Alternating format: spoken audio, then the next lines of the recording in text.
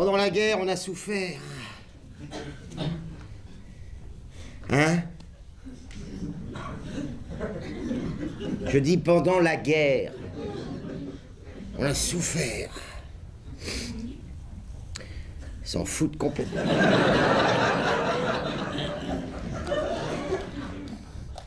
Pendant la guerre, on en a bavé. Surtout nous, les hommes. Enfin, pas dans la guerre, surtout à la libération. Moi, j'ai été tondu. Hans, il s'appelait. Il était grand, beau, puis costaud. Hein. Oh là, une baraque.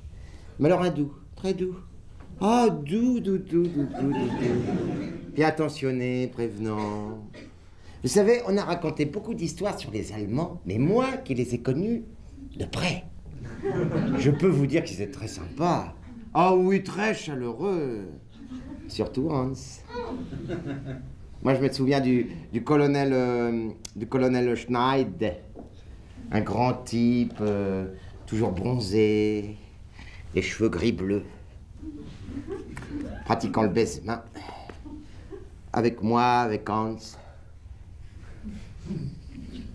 Un Schneid, une classe, mais folle.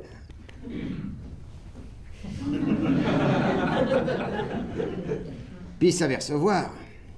Moi, combien de fois la commandante Tour, ils m'ont fait le champagne. Ah oui, puis comptez pas les bouteilles.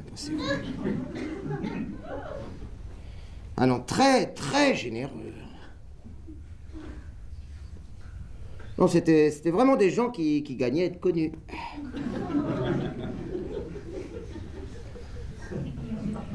Pas comme les résistants. Eh ben, dites donc, vous auriez vu les bestiaux. Sales, pas rasés, affublés comme des romanos. Puis en sentant la sueur, le vin rouge, vraiment bas de gamme, très peuple. Très gaulois. Je peux vous en parler, nous on est tombé dessus avec Hans. C'était quand ça? C'était fin 44. Parce qu'à la commandante Tour, il y avait eu comme un vent de panique. Pourquoi? Toujours est-il qu'on nous avait conseillé de partir avec le gros de la troupe. Alors bon, on avait laissé partir le gros devant avec la troupe. Puis nous, on traînassait derrière, on papotait, on chamaillait, on se tirait les vêtements, bouh, qui sait? On était bêtes. Tout ça en faisant du stop. Dans le Vercors.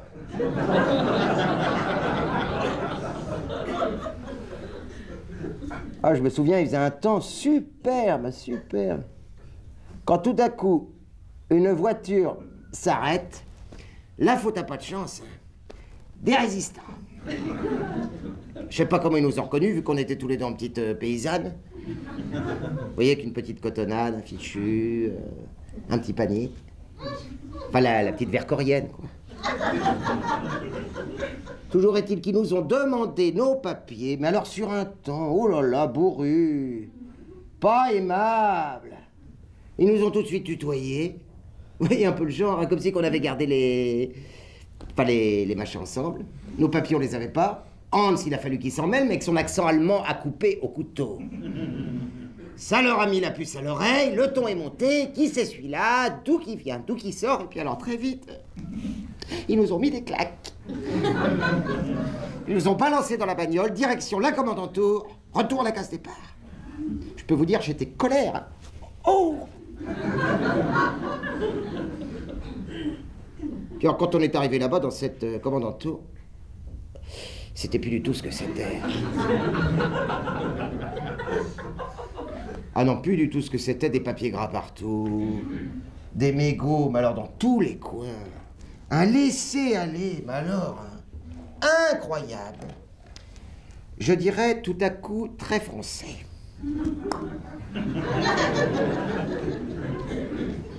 Et alors plus de champagne, rien, même pas une coupette. Hein. Oh non, directement l'office. Moi je me suis retrouvé ligoté sur une chaise, Et c'est là qu'ils ont voulu me faire parler. Alors parler, d'accord, mais enfin, de quoi?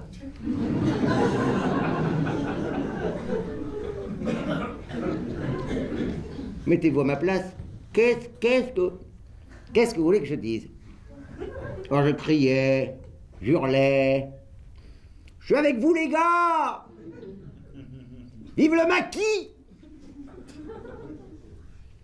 Vive le maréchal de Gaulle! Il voulait rien savoir, il me mettait des claques. Au bout d'un moment, j'étais rouge. J'avais les joues gonflées, oh là là. Une vraie baudruche. Puis j'en entends un qui dit à l'autre, c'est pas la peine de se faire mal aux mains, il n'y a qu'à prendre une pelle. Attendez doucement les gars, je vais me mettre à table. Laissez cette pelle. Alors je sais pas trop quoi dire. Alors, je leur ai raconté mon histoire avec Hans. Comment qu'on s'était connus. Les premières œillades, les premiers billets doux, le premier baiser à l'épicerie, devant Madame Ragadi. Bon, ça te les a énervés.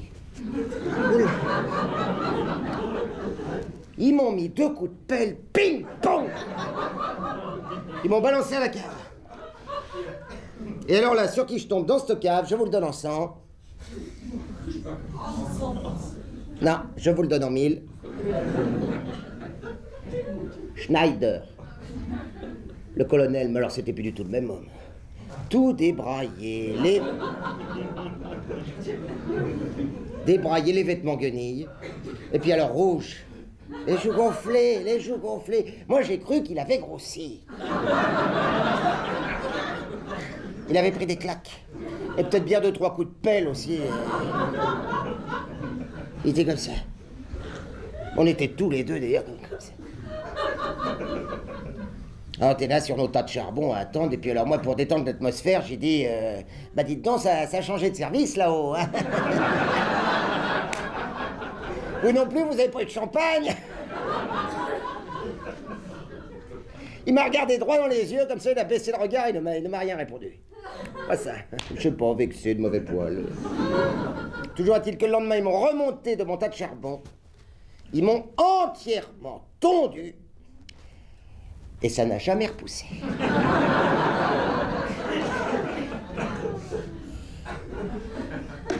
Et voilà. Et voilà. Je n'ai jamais revu Hans. Jamais. Je sais même pas si... Je sais même pas s'il est encore en vie ou c'est...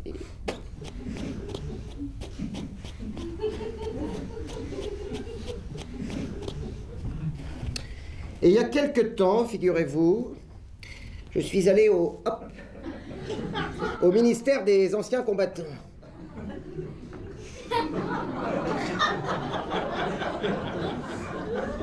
Ben si, pour savoir si j'avais pas droit à une pension.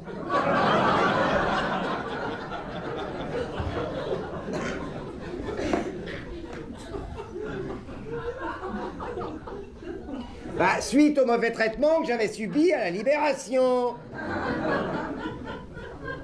Quand même. Alors bon. Je suis rentré dans ce ministère, je suis tombé sur un type. Un type pas mal, du reste. Je lui ai tout balancé. Hans, le Vercors, les méchants bandits. Eh ben, dites donc, je me suis fait accueillir. Ils ont recommencé à me mettre des claques. Alors on dit la guerre. Non, c'est surtout à la Libération qu'on en a bavé.